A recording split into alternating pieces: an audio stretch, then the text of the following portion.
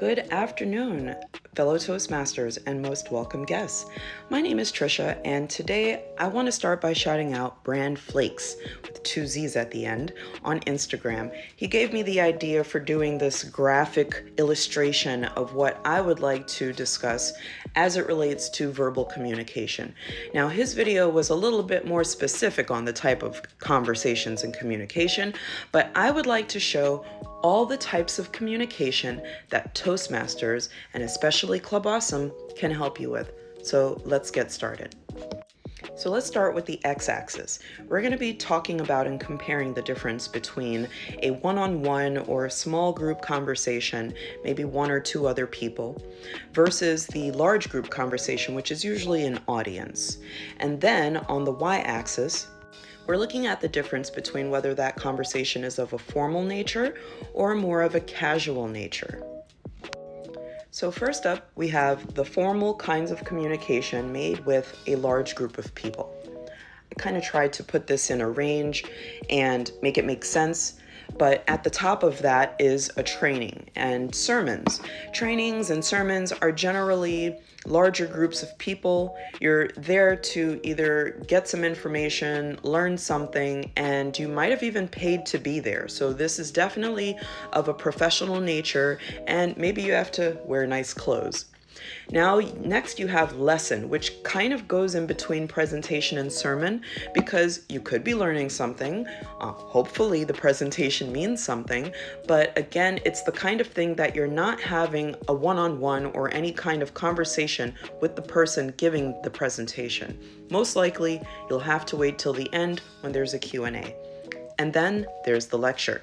The lecture is also a type of presentation, and I put it closer to the casual end of the y-axis because it can be something where people are raising their hands and interrupting the person up front or the person giving the lecture in order to ask questions or clarify something.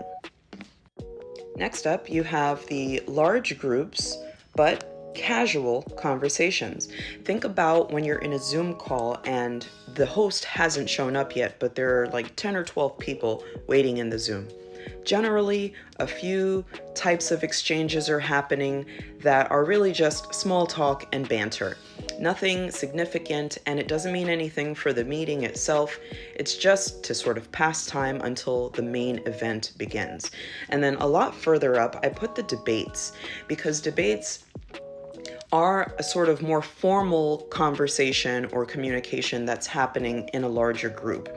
And obviously, they're not all talking at once. There's a very formal design so that everybody gets a chance to speak. And at the end, they either draw a conclusion that someone has won that debate or that it's a tie.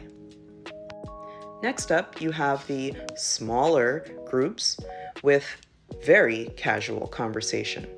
And in this quadrant, you have the lowest form of conversation and communication, gossip.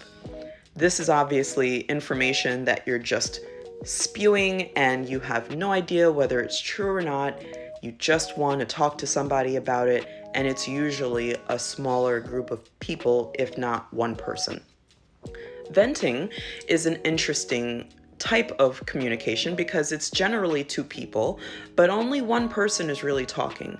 That person finishes talking, then the second person may be able to step in and give some form of reply or feedback or opinion.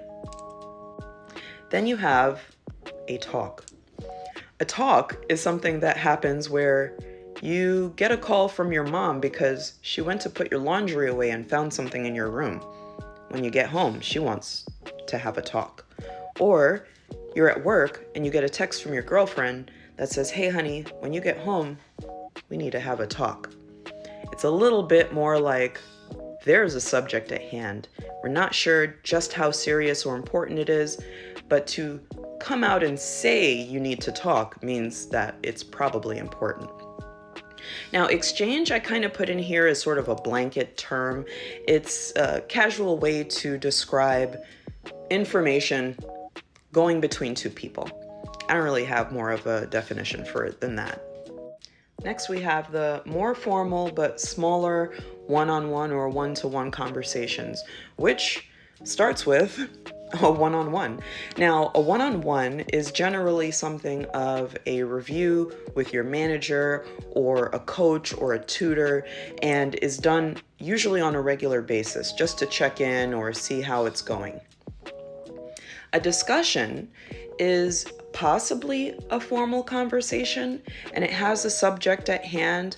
Perhaps there will be a takeaway at the end of that conversation, but it's definitely structured. And then lastly, I put dialogue, which I would imagine is more of an exchange, but in a formal sense. So again, I don't really have any rhyme or reason for why I'm using these words, but in my mind, this is the way to think about the verbal communications. And so if you take a look at all the kinds that you see listed here, all of them are things that you can learn more about or learn how to improve upon with Club Awesome and Toastmasters. So if you go to clubawesome.org, you'll be able to sign up, RSVP, and visit online and in person. Thanks so much.